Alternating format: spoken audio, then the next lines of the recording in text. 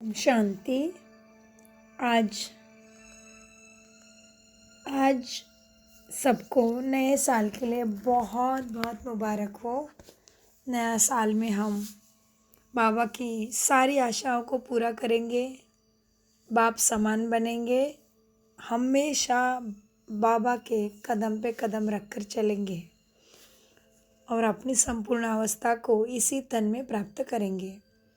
इसके लिए आप सबको बहुत बहुत शुभकामनाएं। आज की मधुर मीठी मुरली है।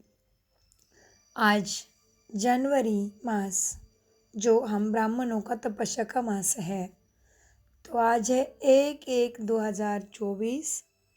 महावाक्य है, मीठे बच्चे तुम राजऋषि हो, तुम्हें राजाई प्राप्त करने के लिए पुरुषार्थ करना है, साथ साथ दैवी गुण भी जरूर धारण करने हैं। प्रश्न है, उत्तम पुरुष बनने का पुरुषार्थ क्या है? किस बात पर बहुत अटेंशन चाहिए? उत्तर, उत्तम पुरुष बनना है तो पढ़ाई से कभी रूठना नहीं, पढ़ाई से लड़ने झगड़ने का ताल्लुक नहीं।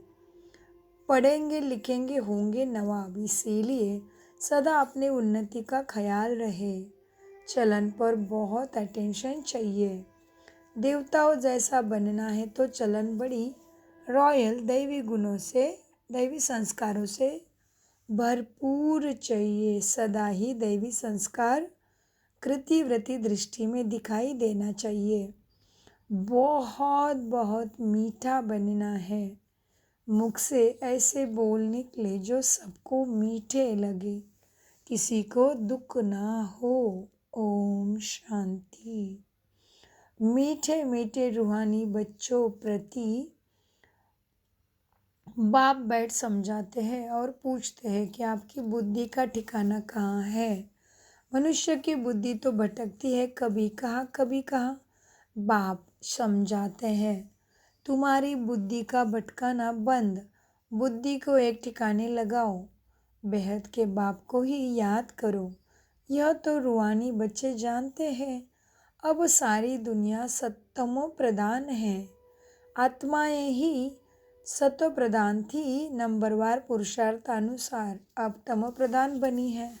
फिर बाप कहते हैं, बच्चे सतो प्रधान बनना है, इसीलिए अपनी बुद्धि को बाप के साथ लगाओ। आप वापस जाना है और कोई को भी पता नहीं कि हमको अपने परमधाम आत्मा के घर, जहाँ से हम आए थे वहाँ ही वापस जाना है, ये और किसी को पता नहीं। बाबा कहते, बच्चे और कोई को भी नहीं होगा और कोई भी नहीं होगा जिसको डायरेक्शन मिलते हो कि बच्चे मुझ बाप को बुद्धि से याद करो, मन में याद करो। माना बाबा की शिक्षाओं को याद करना है। हर कर्म में, हर दृष्टि कृति वृत्ति संकल्प सोच समझ कर्म नामे बाबा को याद करना, माना बाबा की शिक्षा को याद करना। बाबा कहते, बच्चे अब क्या करना है? कितनी सहज बात समझाते हैं। सिर्फ बाप को याद करो तो तुम्हारे विकर्म विनाश हो जाएंगे। और कोई ऐसे समझा ना सके, बाप ही समझाते हैं। जिसमें प्रवेश किया है वह भी सुनते हैं। पतित से पावन बनने की और उस पर चलने की सबसे अच्छी मत बाप देते हैं। बाप कहते हैं, बच्चे तुम ही सत्व प्रधान थे, अब फिर बनना है। तुम ही आदि सनातन देवी देवता धर्म के थे, फिर 84 जन्म भोग तुम फिर से तमो प्रधान कीड़े मसल विकारी बन पड़े हो। तुम हीरे मिसल सर्वगुण संपन्न देवी गुणों से संपन्न थे। तुम हीरे मिसल थे, अब फिर बनना है। बाबा बहुत सिंपल बात सुनाते हैं कि अपने को आत्मा समझो, मुझ परमात्मा से मन बुद्धि लगाओ। आत्मा को ही वापस जाना है, शरीर तो नहीं जाएगा। बाप के पास खुशी से जाना है।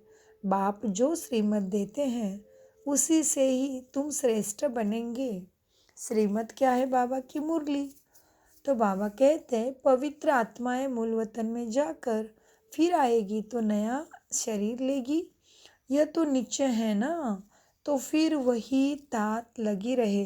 दैवी गुण भी धारण करने हैं तो बहुत फायदा होगा। स्टूडेंट जो अच्छी पढ़ाई पढ़ते हैं वही उच्च पद पाते हैं, यह भी पढ़ाई है। तुम कल्प कल्प ऐसे ही पढ़ते हो, बाप भी कल्प कल्प ऐसे ही पढ़ते हैं। जो टाइम पास हुआ, जो टाइम चला गया पास हुआ, वो ड्रामा ड्रामा अनुसार ही बाप की और बच्चों की एक्ट चलती है। बाबा राय तो ठीक देते हैं ना।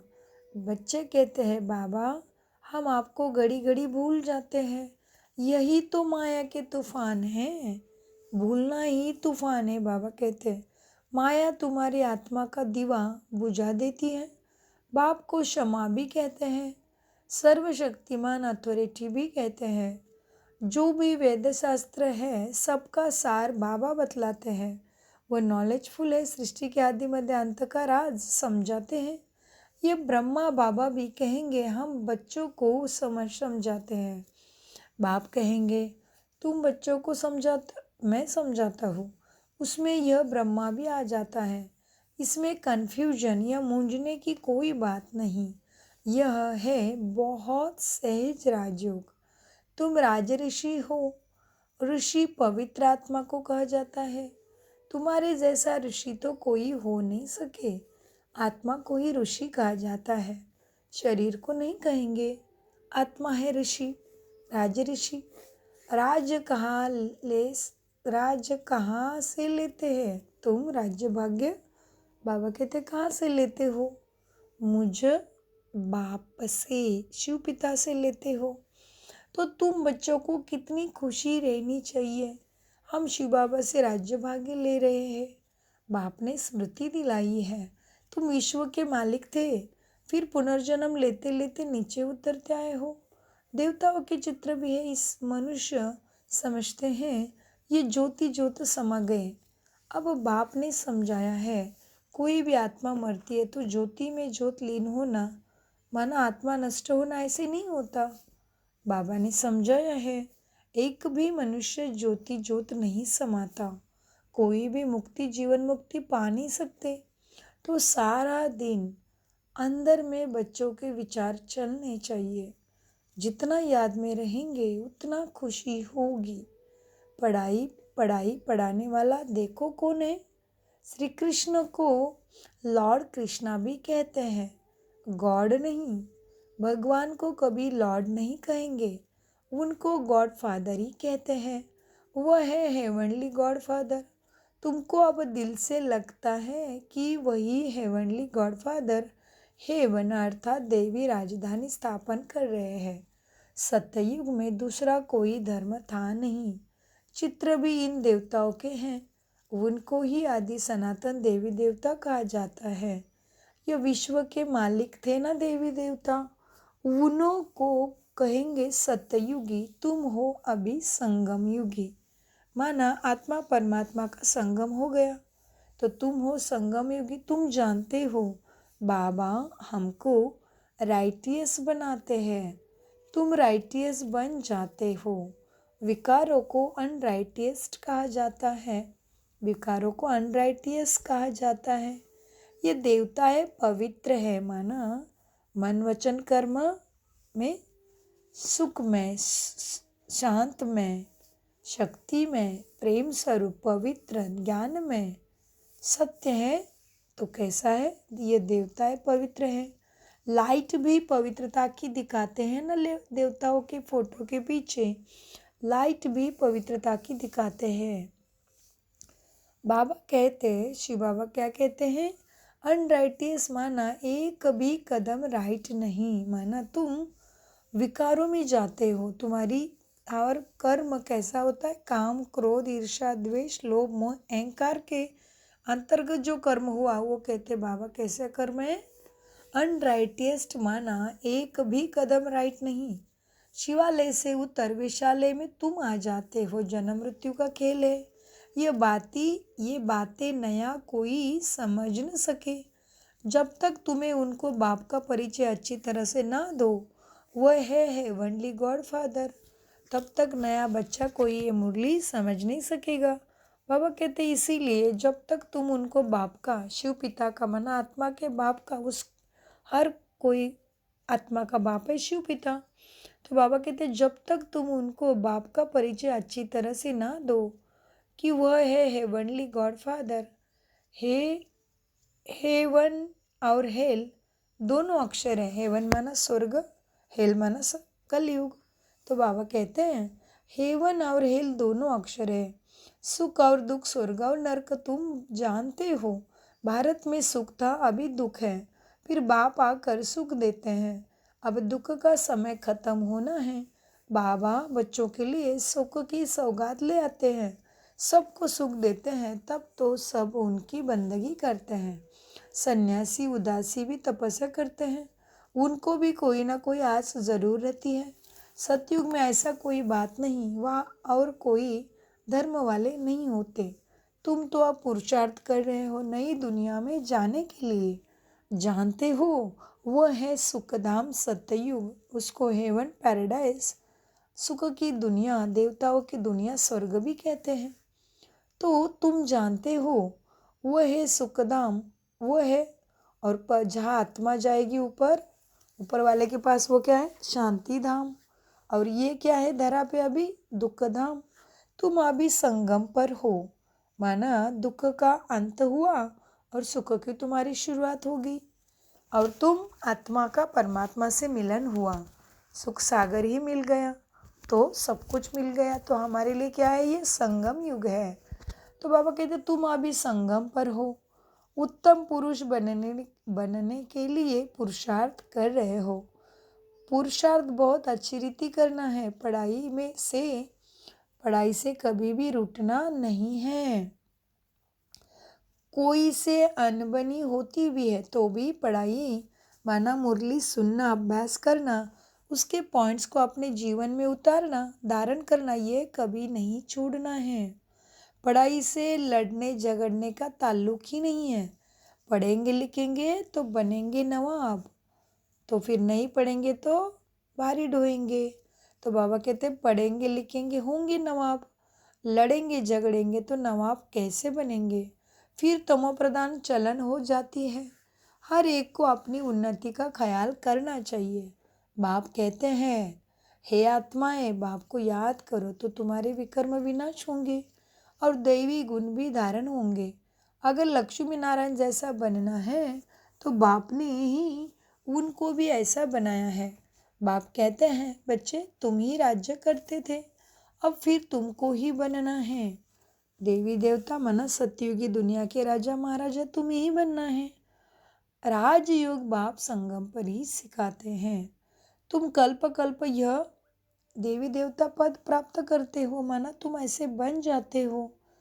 बाबा कहते ऐसे नहीं, सदैव कलयुग ही इस धरती पे चलेगा नहीं। कलयुग के बाद सतयुग ये चक्र फिरता जरूर। सत्ययुग में मनुष्य कम थे, अब फिर जरूर कम होने चाहिए। यह तो सहज समझने की बातें हैं। बीती हुई कहानी सुनते हैं, छोटी सी कहानी है, वास्तव में है बड़ी, परंतु समझने में छोटी है। 84 जन्म का ही राज है, सीक्रेट है। तुमको भी आगे मालूम नहीं था, अब तुमको हम बाबा बैठ के पढ़ाते हैं। यह है संगम युग की पढ़ाई। अब ड्रामा का चक्र फिर कर आया है, फिर सतयुग से लेकर शुरू होगा। इस पुरानी सृष्टि को बदलना है। कलयुग जंगल का विनाश होना है, फिर सतयुगी फूलों का बगीचा होगा। फूल देवी गुणों वालों को कहा जाता है, कांटों को आसुरी गुण वाले को कहा जाता है। अपने को देखना है, मेरे में कोई अवगुण तो नहीं है ना। अभी हम देवता बनने लायक बन रहे हैं तो दैवी गुण जरूर धारण करना पड़े। बाप टीचर सदगुरु बनकर आते हैं तो कैरेक्टर जरूर सुधारना पड़े। मनुष्य कहते हैं सबके कैरेक्टर खराब है, लेकिन अच्छा कैरेक्टर किसको कहा जाता है यह भी नहीं जानते। तुम समझा सकते हो, इन देवताओं के कैरेक्टर अच्छे थे ना, यह कभी किसी को दुख नहीं देते थे। कोई की चलन अच्छी होती है तो कहते हैं यह तो जैसे देवी है, इनके बोल कितने मीठे हैं। बाप कहते हैं तुमको देवता बनना हो, मैं भी तुमको देवता बनाता हूँ, इसीलिए पढ़ा रहा हूँ। तो तुमको बहुत मीठा स्वभाव संस्कार से बनना पड़े, दैवी गुण धारण करने हैं। जो जैसा है वैसे ही बनेगा। तुम सबको टीचर बनना है, टीचर के बच्चे टीचर। तुम पांडव सेना हो ना, पंडा का काम है सबको रास्ता बताना। दैवी गुण धारण करने हैं, गृहस्थ व्यवहार में रहना है, घर में भी सर्विस कर सकते हो। जो आएंगे बाबा क्या कहते हैं, जो आएंगे आकर जो आएंगे टीच करते रहेंगे, पढ़ाते रहेंगे। ऐसे बहुत है जो अपने पास गीता पाठशाला खोल बहुतों की सर्विस करते रहते हैं। ऐसे नहीं कि यहाँ घर से बुलावा आता है तो जाते हो, तुमको मना नहीं है। इसमें कोई घाटे की कमी की बात नहीं है। और भी उमंग आएगा। हम भी अभी होशियार हुए हैं, घर वालों को भी आप सामान बनाकर साथ ले जाएंगे। ऐसे बहुत है जो घर में रहकर भी सर्विस करते हैं तो होशियार हो जाते हैं। बाप मुख्य बात समझाते हैं कि अपने को आत्मा समझो और मुझे बाप को याद करो। अपनी उन्नति करनी है, घर में रहने वालों की, यह यहाँ रहने वालों से भी अच्छी उन्नति हो सकती है। तुमको कभी मना नहीं की जाती है, घर में भी नहीं जाओ। बाबा कहते तुमको कभी मना की जाती है कि किया जाता है कि घर में नहीं जाओ, ऐसे नहीं। तुमको कभी मना नहीं की जाती है कि घर में नहीं जाओ। उनों का भी कल्याण करना है ना, तो घर में तो जाना है। बाबा कहते जिनको कल्याण करने की आदत पड़ जाती वह रह नहीं सकते। ज्ञान और योग पूरा है तो कोई भी बेइज्जत नहीं कर सकते। योग नहीं है तो माया भी थप्पड़ लगाती है। तो हर घर में रह, बाबा कहते घर गृहस्थी में रह, कमल फूल समान पवित्र जरूर बनना है। बाबा तो फ्रीडम देते हैं, भले घर में भी रहो। सब यहाँ आकर कैसे रहेंगे, जितने आते हैं उनों के लिए आते, उतने मकान आदि बनाने पड़ते हैं। कल्प पहले जो कुछ हुआ है वो रिपीट होता रहेगा। बच्चे भी वृद्धि को पाते रहेंगे, ड्रामा बिगड़ कुछ होने का नहीं है। यह जो लड़ाई आदि लगती हैं, इतने मनुष्य आदि मरते हैं, ये सब ड्रामा में नूंद है। जो पास्ट हुआ वो फिर रिपीट होगा। जो कल्प समझाया है वही अब भी समझाऊंगा। उससे तुम मनुष्य से देवता बनते हो। मनुष्य बल क्या भी विचार करे, मैं तो वही पाठ बजाऊंगा जो मेरा नोंदा हुआ है। ड्रामा में कम जास्ती हो नहीं सकती। जो कल्प पहले मेरे पास आके पढ़े थे वही पढ़ेंगे। हर एक के चलन से साक्षात्कार भी होता रहता है। हर एक के चलन से साक्षात्कार भी होता रहता है। यह क्या पढ़े हैं, क्या पद पाएंगे, अच्छी सर्विस करते हैं, समझो अचानक एक्सीडेंट हो जाता है तो आकर अच्छे कुल में जन्म लेंगे, बहुत सुखी रहेंगे। जितना सुख बहुतों को दिया उतना उनको भी मिलेगा। यह कमाई कभी खाली नहीं जाती है। सतयुग में तो जहाँ जीत वहाँ जन्म होगा। बहुतों को सुख दिया होगा तो गोल्डन स्पून इन माउथ मिलेगा। उससे कम तो सिल्वर, उससे कम तो पित्तल का मना, त्रेता में द्वापर में जन्म लेंगे। समझा? समझ में तो आता है ना कितना हमारा योग है। राजा रानी प्रजा सब बनने वाले हैं यहाँ से ही। इसी ईश्वरीय सहज राजयोग से क्या बनने वाला है, तुम महाराजा महारानी नौकर चाकर प्रजा सतयुग की यहाँ से ही बननी है। इसलिए तो सदगति का ज्ञान सद्बुद्धि भगवान दे रहा है मुरली के रूप में। तो बाबा कहते कितना हमारा योग है, राजा रानी प्रजा सब बनने वाले हैं। अच्छी रीति नहीं पढ़ेंगे, दैवी गुण धारण नहीं करेंगे तो पद कम हो जाएगा। अच्छे व बुरे कर्म जरूर सामने आते हैं। आत्मा को मालूम है कि हम कहाँ तक सर्विस कर रहे हैं। अगर अब शरीर छूट जाए तो क्या पद पाएंगे। अभी तुम पढ़कर सुधर रहे हो, कोई तो बिगड़ते भी है तो कहेंगे इनकी तकदीर में नहीं है। बाबा तो कितना ऊंच आए, बाबा तो कितना क्या कहते बाबा, मैं कितना ऊंचा बनाने आया हूँ। तो बाबा कहते बच्चे, बाबा तो कितना ऊंच बनाते हैं, साई के घर में कोई खाली ना जाए। अभी साई तुम्हारे सम्मुख शिव बाबा बैठा है। कोई को तुम 2 अक्षर भी सुनाओ ज्ञान के, वह भी प्रजा में आएंगे जरूर। देवी देवता धर्म वाले अब तक आते रहते हैं, परंतु अब पतित होने के कारण अपने को हिंदू कहलाते हैं। तुम्हारी बुद्धि में यह ज्ञान ऐसा है जैसे बाबा के पास है। बाबा ने कितने ऊंचा चढ़ाए देखो हमें। बाबा कहते तुम्हारी बुद्धि में ऐसा ज्ञान है जैसे बाबा के पास है। बाप ज्ञान का सागर है। बतलाते हैं ये हिस्ट्री ज्योग्राफी कैसे रिपीट होती है। टीचर भी स्टूडेंट, बाबा कहते हैं टीचर भी स्टूडेंट की पढ़ाई से जान जाते हैं कि यह कितने मार्क्स में पास होंगे। हर हर एक खुद भी जानते हैं, कोई दैवी गुणों में कच्चे हैं, कोई योग में कच्चे हैं, कोई ज्ञान में कच्चे हैं। कच्चे होने से नापास हो जाएंगे ऐसे भी नहीं, आज कच्चे हैं कल पक्के हो नहीं हो सकते। गैलप तो कर सकते हैं, हर कोई आगे बढ़ सकता है। गैलप तो करते रहेंगे, खुद भी फील करते हैं हम जहाँ तहाँ से फेल हो आते हैं। हम फलाने हमसे होशियार है, सीख कर होशियार भी हो सकते हैं। अगर देहाभिमान होगा तो फिर क्या सीख सकेंगे। मैं आत्मा हूँ यह सदा स्मृति रहे।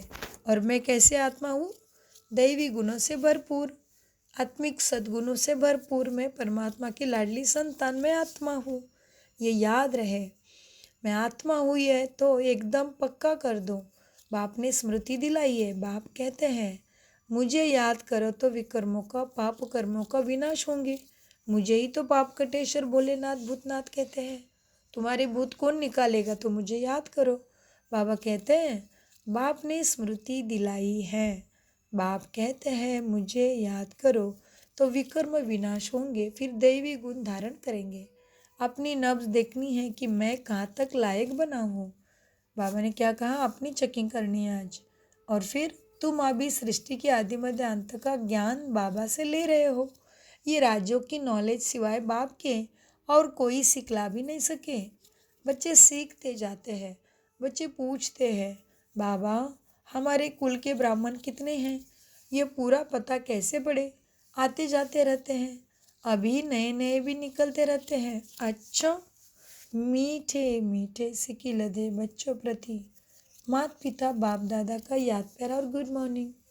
रूहानी बाप की रूहानी बच्चों को नमस्ते। हम रूहानी बच्चों का रूहानी बाप दादा को याद प्यार और गुड मॉर्निंग। नमस्ते प्यारे बाबा, नमस्ते।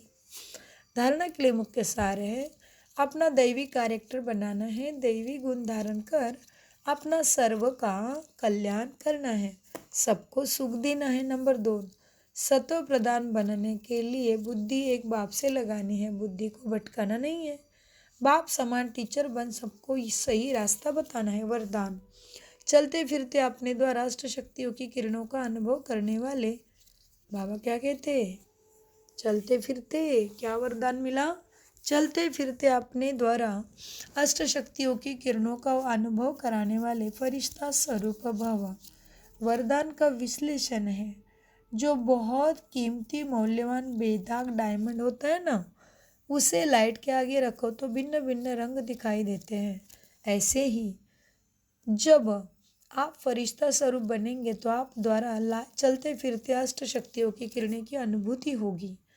कोई को आपसे सहन शक्ति की फीलिंग आएगी, कोई को निर्णय करने की शक्ति की फीलिंग आएगी, कोई से क्या शक्तियों की फीलिंग सबको आएगी। स्लोगन, प्रत्यक्ष प्रमाण वह है जिसका हर कर्म सर्व को प्रेरणा देने वाला हो। बाबा ने क्या बोला स्लोगन में, प्रत्यक्ष प्रमाण वह है जिसका हर कर्म सर्व को प्रेरणा देने वाला हो। और मीठे प्यारे बाप दादा का अनगिनत पदम गुना शुक्रिया। आज है जनवरी मास के लिए भी पुरुषार्थ के पॉइंट है, तो आगे है जनवरी 2024 अव्यक्त मास के लिए विशेष पुरुषार्थ की पॉइंट।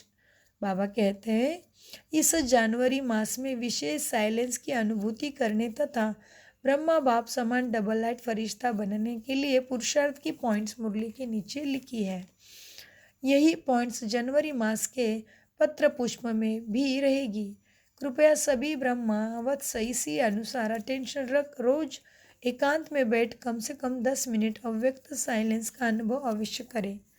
तथा पूरा ही दिन डबल लाइट फरिश्ता स्थिति में रह अपने श्रेष्ठ संकल्प द्वारा बाबा क्या कहते हैं, अपने श्रेष्ठ संकल्प द्वारा इशारों से कारोबार करके अपने सेवा स्थान को सूक्ष्मवतन बनाए।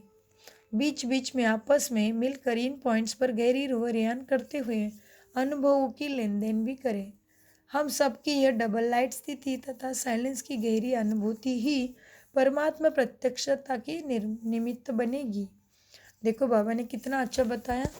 बाबा को हम कैसे प्रत्यक्ष करेंगे, तो बोल दिया ना बाबा ने, क्या बोला कि फरिश्ता स्थिति में रह अपने श्रेष्ठ संकल्प द्वारा क्या करना है, अपने श्रेष्ठ संकल्प द्वारा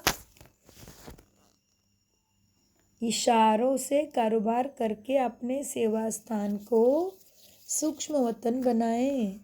बीच बीच में आपस में मिलकर इन पॉइंट्स पर गहरी रूहरियान करते हुए अनुभवों की लेन देन भी करें। हम सब की यह डबल लाइट स्थिति तथा साइलेंस की गहरी अनुभूति ही प्रत्यक्ष, बाबा क्या कहते हैं, हम सब की यह डबल लाइट स्थिति तथा साइलेंस की गहरी अनुभूति ही परमात्मा प्रत्यक्षता के निमित्त बनेगी। ओम शांति। मीठे प्यारे बाप दादा का अनगिनत शुक्रिया। फिर क्या है, फिर भी है मुरली। अव्यक्ति साइलेंस द्वारा डबल लाइट फरिश्ता अनुभव स्थिति का अनुभव करो। तो कैसे चिंतन करना है वो भी पॉइंट्स मुरली में आया है। अव्यक्त मास के लिए सबको बधाई। और इसलिए बाबा कहते हैं अव्यक्त साइलेंस द्वारा डबल लाइट फरिश्ता स्थिति का अनुभव करो। अव्यक्ति साइलेंस, अव्यक्ति माना वाणी में नहीं आना है ज़्यादा, तो उसके अंतर्गत बाबा ने बताया अव्यक्ति साइलेंस द्वारा डबल लाइट फरिश्ता स्थिति का अनुभव करो। संगम युग की विशेष शक्ति साइलेंस की शक्ति है। साइलेंस में रहने से डबल लाइट फरिश्ता स्थिति सहज बन जाती है। इन स्थिति में कोई भी कार्य का बोझ नहीं रहता। इसके लिए कर्म करते बीच बीच में निराकारी और फरिश्ता स्वरूप की डील करते रहो। जैसे ब्रह्मा बाप को साकार रूप में देखा, सदा डबल लाइट रहे। साइलेंस की स्थिति द्वारा सेकंड में बच्चों को नज़र से निहाल किया। ऐसे फॉलो फादर करो तो सहज ही बाप समान बन जाएंगे। ओम शांति। मीठे प्यारे बाप दादा का फिर से अनगिनत पदम गुना शुक्रिया। Thank you Baba, thank you फरिश्तों।